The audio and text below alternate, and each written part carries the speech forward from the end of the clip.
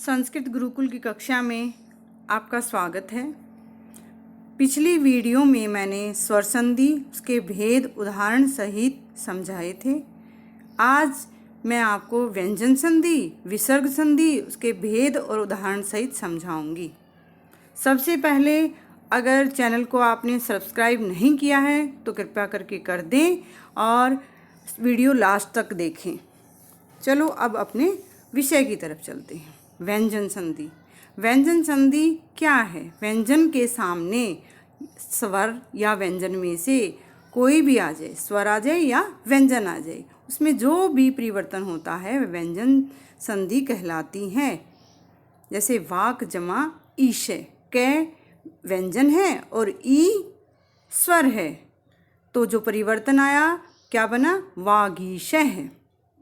व्यंजन संधि के नियमों के अनुसार भेद इस प्रकार हैं: शचोत्व संधि, षट्वित्व संधि, जस्त्व संधि, चतुर्व संधि, अनुस्वार संधि। पहली है शचोत्व संधि। जैसे नाम से ही प्रतीत होता है, श और च का होना। यदि स और त्वर्ग, त्वर्ग में 5 वर्ण आते हैं। एक वर्ग में कितने वर्ण होते हैं? 5। त्वर्ग में आ जाएगा तै थ द ध न के योग में श या च्वर्ग, च्वर्ग में क्या क्या आएगा? च छ ज झ य आए तो स के स्थान पर श और त्वर्ग के स्थान पर च्वर्ग हो जाता है। सतो सचुना सचु सूत्र से सचुत्व संधि होती है। अब उदाहरण देखेंगे। सत जमा चित, सचित। तय, तय को तय के बाद च स्वर्ग आ गया तो तय को क्या हो गया? च। उससे अगला उदाहरण देखेंगे। तत् जमा चित्रम, तच्चित्रम। तय, तय के बाद च आने से क्या हो गया? तय को च हो गया। तत् जमा श्रुत्वा, तत् श्रुत्वा, तत् श्रुत्वा हो जाएगा। तय को च हो जाएगा।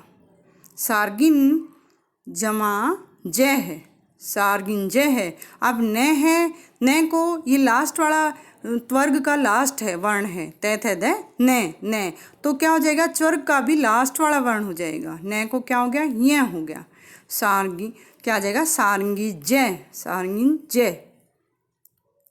निस जमा चितम, तो स के बाद क्या आ जाएगा? स है, स के बाद च स्वर्ग आ गया तो क्या हो जाएगा? स को श हो जाएगा। निश्चितम। अगली है षट्वित्व संधि। स या त्वर्ग, त्वर्ग तै थ द न से के योग में उसके पहले आ जाए या बाद में। अगर श आ जाए या त्वर्ग, त्वर्ग में कौन कौन से वर्ण आएंगे? ट ठ ड ढ ण का कोई भी वर्ण आ जाए तो श को श और त्वर्ग को त्वर्ग हो जाता है। शटुना शटु सूत्र से शटुत्व संधि होती है। अब उदाहरण देखेंगे। रामश, रामस जमा षष्ठ है। अब स को क्या है? स के बाद में श आ गया तो क्या हो जाएगा? इस स का श हो जाएगा। क्या बन जाएगा? रामषष्ठ है।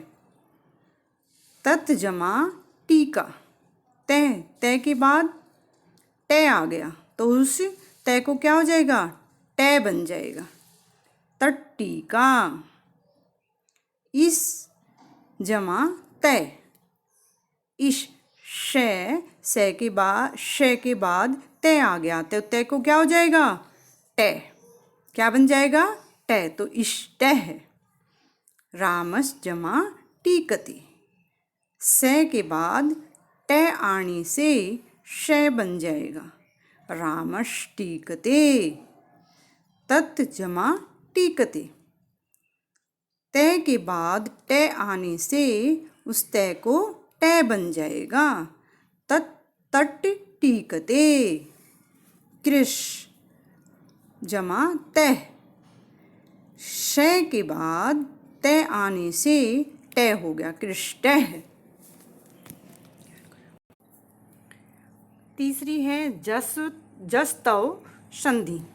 झलाम जसो अंत्य सूत्र से जस तो संधि होती है। इसमें पद के अंत में वर्गों के प्रथम वर्ण से, प्रथम का मतलब क्या हो गया, जैसे एक वर्ग में कै प्रथम है, प्रथम वर्ण से परे उसके बाद कोई स्वर या व्यंजन आ जाए। व्यंजन में क्या, वर्गों का तीसरा, तीसरे में कैसे, जैसे वर्ग का तीसरा क्या है, गे, चौथा, चौथा घे, अथवा ये रे ले वे में से कोई वर्ण हो तो उसी वर्ग का तीसरा वर्ण बन जाएगा। कैसे, देखते हैं उदाहरण से। दिक जमा गजह है। कै के बाद तीसरा वर्ण है तो कै को भी तीसरा वर्ण हो जाएगा उसी वर्ग का। किसका, वर्ग का। तो क्या बनेगा, कै खे गे, गे, तीसरा वर्ण क्या बना, गे, दिग्गजय है। अगला उदाहरण देखेंगे। अच जमा अंतय। अच, चे के बाद स्वर आ गया ए, तो उसकी क्या हो जाएगा, चे का ही तीसरा वर्ण। तीसरा वर्ण क्या, चे छे जय, तो क्या बन जाएगा, जय, अजंतः। सुप जमा अंत। पै के बाद स्वर आ गया, क्या आ गया, स्वर। स्वर में पै का क्या हो जाएगा, तीसरा वर्ण बन जाएगा। तीसरा वर्ण क्या होता है पै वर्ग में, पै फे बै, क्या बन जाएगा, बै, तो बनेगा सुबंतः है। अगला उदाहरण। जगत जमा याति। जगत, तय का तीसरा वर्ण, तय थे दे, दे में यह जुड़ जाएगा, दे बन जाएगा, दे, तो जगत्याति क्या बन जाएगा, जगत्याति। अच जमा आदि। अच, चे के बाद स्वर आ गया तो चे का तीसरा वर्ण बन जाएगा। तीसरा वर्ण क्या हो गया, जय, तो आजादी। जगत जमा ईश है। जगत, तय के बाद स्वर है तो तय को क्या बनेगा, तीसरा वर्ण। तीसरा वर्ण क्या है त्वर का, तय थे दे बन जाएगा, जगदीश है। अप जमा हर्णम। अप, पै के बाद क्या है, पै का तीसरा वर्ण बन जाएगा, पै फे बै, अब हर्णम। अगली है चतुर्थ संधि। किसी वर्ग के तृतीय वर्ण गे, जे, डे, दे, बे अथवा चतुर्थ वर्ण, चौथा वर्ण किसी भी वर्ग का, जैसे घे, झे, ढे, धे, भे से परे यदि किसी भी वर्ग का पहला दूसरा वर्ण, पहला दूसरा क्या आएगा, जैसे वर्ग में क्या है, कैक है, चे छे, टे ठे, ते थे, पे फे अथवा शे, शे, से में से कोई वर्ण हो तो तीसरे और चौथे वर्ण की जगह उसी अपने वर्ग का पहला वर्ण हो जाएगा। अब उदाहरण से देखेंगे। छेद जमाता। द का क्या प्रथम हो जाएगा, तीसरा ही तृतीय वर्ण है तो प्रथम क्या होगा, तय थे दे, तो तय हो जाएगा छेदता। भेद जमाता भेदता। आपद जमा शु। दे क्या है, तीसरा वर्ण है, आपद जमा शु, सु, तो क्या आएगा, समित सु। आपद जमा सु तो क्या आ जाएगा, आपद सु। विपद जमा शु, सु तो क्या आएगा, दे को तय हो जाएगा, विपद सु। अगली है अनुस्वार संधि। यदि पद के अंत में मैं आए, उसके बाद कोई व्यंजन आ जाए तो मैं के स्थान पर अनुस्वार का क्या है, ऊपर अंक की बिंदी लग जाएगी। मो अनुस्वार सूत्र से अनुस्वार संधि होती है। अब उदाहरण से देखेंगे। हरिम जमा वंदे, तो मैं को हटके ऊपर क्या आ जाएगा, अंक की बिंदी, हरिम वंदे। राज्यम प्लस जमा कुर्वती, राज्यम, तो मैं इसकी जगह क्या बन जाएगा, अनुस्वार, राज्यम कुर्वती। पाठम पठती, तो पाठम ऊपर अनुस्वार की बिंदी आ जाएगी, पाठम पठती। चित्रम दृष्टम, तो मैं को हटाकर ऊपर अनुस्वार बन जाएगा, अनुस्वार की अंक की बिंदी आ जाएगी, चित्रम दृश्यम। अब विसर्ग संधि पर आते हैं। विसर्ग संधि क्या है? विसर्ग के बाद अगर स्वर या व्यंजन आ जाए, स्वर आ जाए या व्यंजन आ जाए, तो विसर्ग के स्थान पर जो परिवर्तन होता है उसे विसर्ग संधि कहते हैं। अब जैसे उदाहरण देखेंगे, रज है जमा गुण है, रजो गुण, यहाँ विसर्ग के स्थान पर क्या हो गया? ओ हो गया।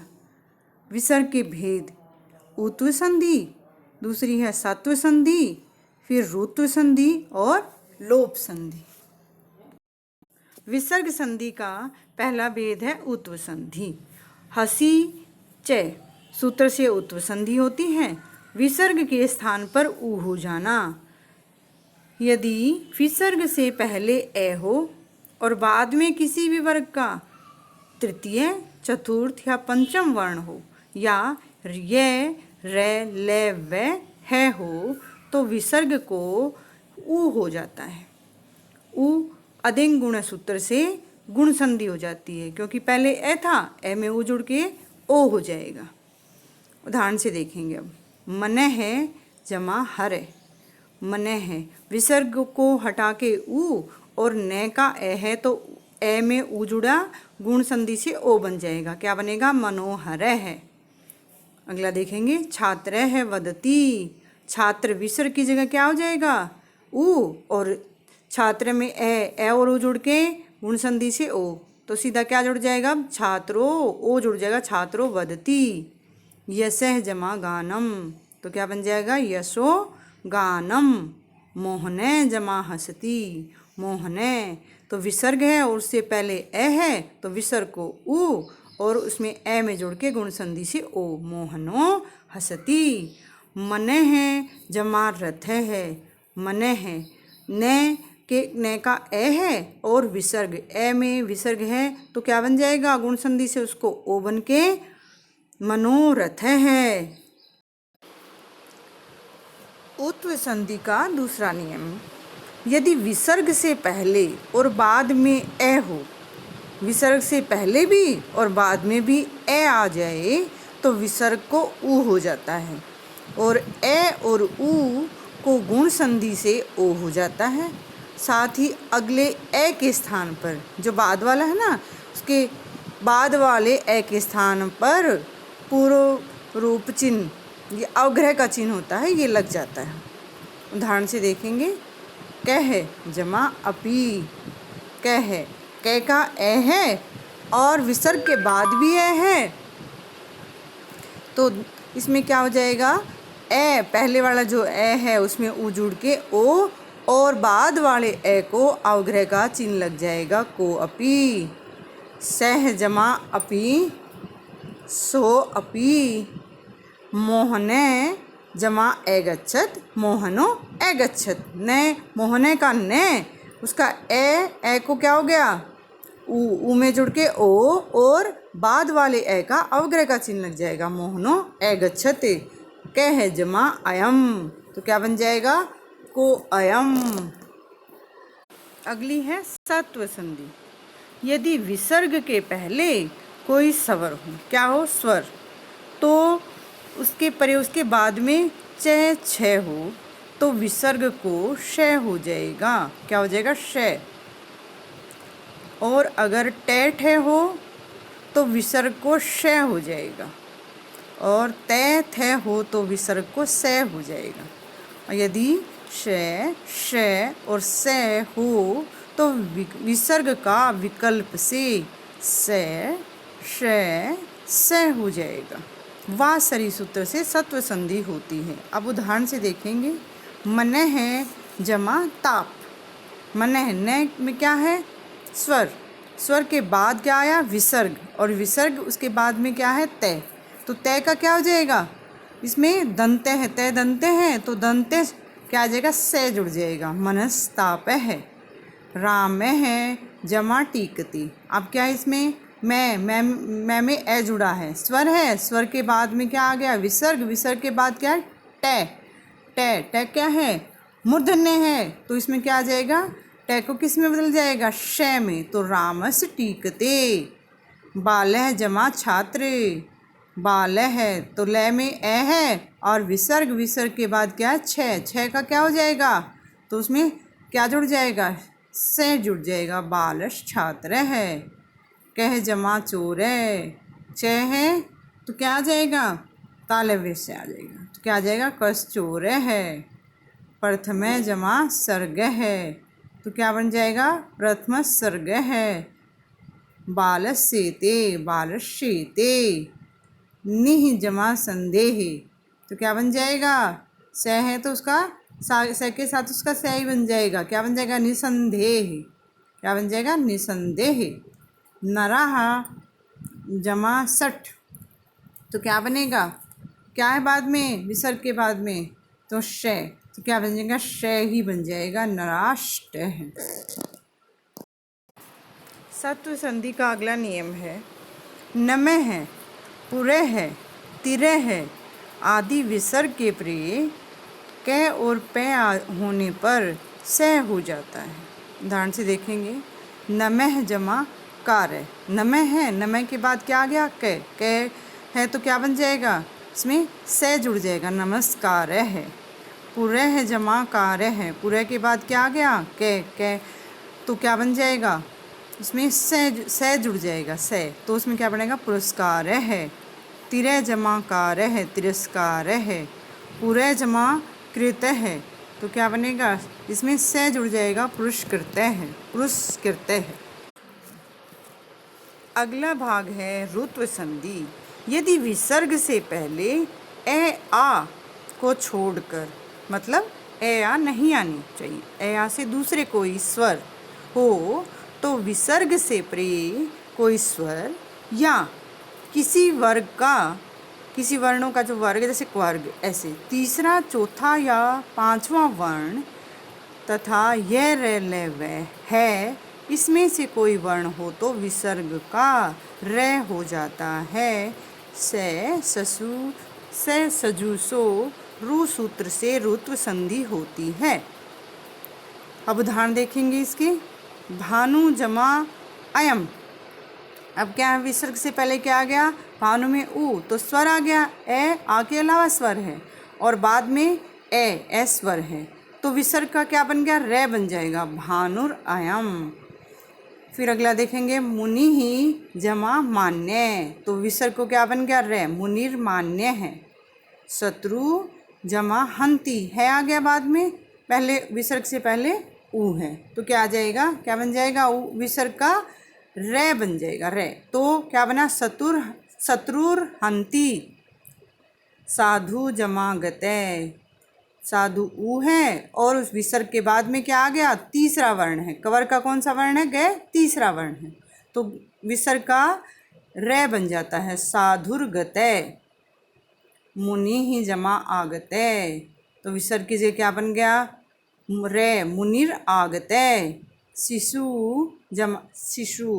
जमा हस्ती, तो क्या बन गया, उ के बाद विसर्ग है, विसर्ग के बाद है, तो विसर्ग का क्या बन गया, रे, शिशुर हस्ती। अगला सूत्र देखेंगे, यदि रे से परे रे हो तो पहले रे का लोप हो जाता है। उस रे के पूर्व जो पहला, पूर्व मतलब पहला जो हर्ष छोटा स्वर, हर्ष स्वर का दीर्घ स्वर हो जाता है।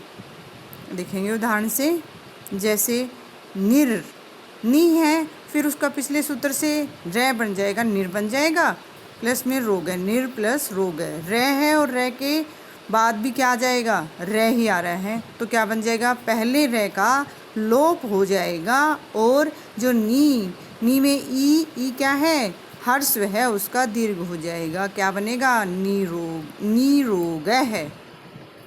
अगला उदाहरण देखेंगे, हरि ही जमा रक्षति, रे के बाद रे है, तो पहले वाला जो हरि का रे है उसको क्या, उसका क्या हो जाएगा, दीर्घ हो जाएगा, क्या बन जाएगा, रे की जो मात्रा है बड़ी हो जाएगी, हरि रक्षति। गिरी ही जमा रम्य, रे में क्या है, दीर्घ, इसमें क्या बन जाएगा, विसर्ग का पहले तो रे बनेगा, गिरिर, फिर उस रे का लोप होके गिरी की जो रे की मात्रा हर्स्व है उसको दीर्घ हो जाएगा, तो क्या बनेगा, गिरी रम्य। अगला उदाहरण देखेंगे, निह जमा रसय। तो निह क्या है, नी के बाद क्या हो जाएगा, विसर्ग का रे बन जाएगा, निर बन जाएगा। रे के बाद रे आ गया, पहले वाले सूत्र के हिसाब से ही पहले वाले रे को लोप हो जाएगा, पहले वाले रे का लोप हो जाएगा और जो न की हर्ष की मात्रा है उसको दीर्घ हो जाएगा, क्या बन जाएगा, नीरसय। अगला भाग है लोप संधि। लोप संधि के नियम देखेंगे। यदि विसर्ग से पहले ए हो और विसर्ग से प्रे मतलब विसर्ग के बाद भी ए को छोड़कर, ए के मतलब ए नहीं आना चाहिए, कोई और स्वर हो तो विसर्ग का लोप हो जाता है, मतलब विसर्ग समाप्त हो जाता है। उदाहरण से देखेंगे, अतः है जमा एव, तय, तय में क्या है, ए, और ए के बाद दूसरा क्या आ गया, प्लस के बाद क्या है, ए के अलावा स्वर है तो विसर्ग का लोप हो जाएगा, अतएव। कह जमा उवाचे, कह का ए के बाद विसर्ग और विसर्ग के बाद क्या है, उ, ए के अलावा स्वर है तो क्या हो जाएगा, विसर्ग का लोप हो जाएगा। तो क्या बनेगा, कह उवाचे। रामह जमा इच्छति, मैं का में ए है और बाद में क्या है, प्लस के बाद इसमें ई जुड़ा है, ई में क्या, ए के अलावा स्वर है तो विसर्ग का लोप हो जाएगा, राम इच्छति। अगला उदाहरण देखेंगे, मोहने है आगच्छति। अब न का ए है और फिर विसर्ग के बाद आ है, ए के अलावा स्वर है तो क्या होगा, विसर्ग का लोप हो जाएगा, मोहन आगच्छति। लोप संधि का अगला नियम है, विसर्ग से पहले आ हो, बाद में यदि वर्ग का तीसरा, चौथा या पांचवा वर्ण हो, जैसे कवर्ग है तो तीसरा क्या हो जाएगा, ग, चौथा घ और पांचवा ड़, या ये रे ले वे है और कोई स्वर हो, स्वर भी कोई भी आ सकता है तो विसर्ग का लोप हो जाता है। अब उदाहरण से समझेंगे, नरह जमा आयांती, नरा आ है और विसर्ग के बाद में फिर क्या है, उधर स्वर है आ तो विसर्ग का लोप हो गया, नरा आयांती। अगला उदाहरण देखेंगे, देवाहा जमा गच्छन्ति। देवा आ है, विसर्ग से पहले क्या है, आ, और विसर्ग के बाद में ग कौन सा वर्ण है, वर्ग का तीसरा वर्ण है तो तीसरा वर्ण आने से क्या हो जाएगा, इसका विसर्ग का लोप हो जाएगा, देवा क्या बन जाएगा, देवा गच्छन्ति। अगला उदाहरण, ताहा जमा नमन्ति। ता का क्या है, आ, विसर्ग से पहले क्या है, आ, और विसर्ग के बाद में न कौन सा वर्ण है, पांचवा वर्ण है, वर्ग का पांचवा, तय थे द ध न तो क्या हो जाएगा, विसर्ग का लोप हो जाएगा, ता नमन्ति। अगला उदाहरण देखेंगे, छात्राः आगच्छन्ति। छात्राः का आ है, विसर्ग से पहले आ है और बाद में स्वर आ गया आ तो क्या बन जाएगा, इसका स्वर विसर्ग का लोप हो जाएगा और छात्रा आगच्छन्ति। लोप संधि का अगला नियम है, ए तद, ए से और तद से परे हर्ष ए को छोड़कर कोई अन्य वर्ग, कोई भी वर्ण हो, चाहे स्वर हो या व्यंजन हो तो उन शब्दों के विसर्ग का लोप हो जाता है। उदाहरण से देखेंगे, सह जमा वदती। तो क्या है इसमें, से के पास बाद में क्या है, वे, तो उसका क्या, से का विसर्ग का लोप हो जाएगा, से वदती। ईसह जमा आगते, तो ईसह के बाद क्या है, आ, ए के अलावा वर्ण होना चाहिए तो क्या है, आ, तो क्या बन गया, विसर्ग क्या हो जाएगा, लोप, ईसह आगते। सह प्लस लिखती, तो क्या है, ले क्या है, ए के अलावा वर्ण है तो विसर्ग का लोप हो जाएगा, सह लिखती, सह लिखती। ऐसे है जमा जयती, तो ऐसे है, इसमें इसके बाद क्या है, जय, जय ए के अलावा वर्ण है तो क्या विसर्ग का लोप हो जाएगा, ऐसे जयती। लोप संधि का अगला नियम देखते हैं, यदि विसर्ग से परे कोई स्वर हो अथवा वर्गों का तृतीय चतुर्थ पंचम वर्ण या ये रे ले वे है हो तो भो भगोह तथा अगोह के विसर्ग का लोप हो जाता है। ध्यान से देखेंगे भो कि भो के बाद क्या है, ई, विसर्ग के बाद क्या है, ई, तो उसमें क्या आ जाएगा, विसर्ग का लोप हो जाएगा, भो इंद्र है। अगला उदाहरण भगो नमस्ते, तो क्या है, नमस्ते का न क्या है, त्वर्ग का पांचवा वर्ण है, तो क्या है, विसर्ग का लोप हो जाएगा, भगो नमस्ते। भो के बाद में क्या है, भो हो जमा देवा, भो के बाद दे, तैत है दे कौन सा वर्ण हो गया, तृतीय वर्ण है। उसके बाद तृतीय वर्ण होने के कारण भो के विसर्ग का लोप हो जाएगा, भो देवाहा। अगला उदाहरण देखेंगे, अघोहो जमा याही, अघो के बाद यह वर्ण है, ये रलेवा है हो सकता था, तो यह है, इसी वजह से अघो के विसर्ग का लोप हो जाएगा, अघो याही। तो बच्चों आज आपके व्यंजन संधि और विसर्ग संधि के भेद उदाहरण सहित हमने समझाए, और आप पूरी वीडियो को आखिर तक ध्यान से सुनेंगे तो विसर्ग संधि और व्यंजन संधि आपकी अच्छे से तैयार हो जाएगी। धन्यवाद।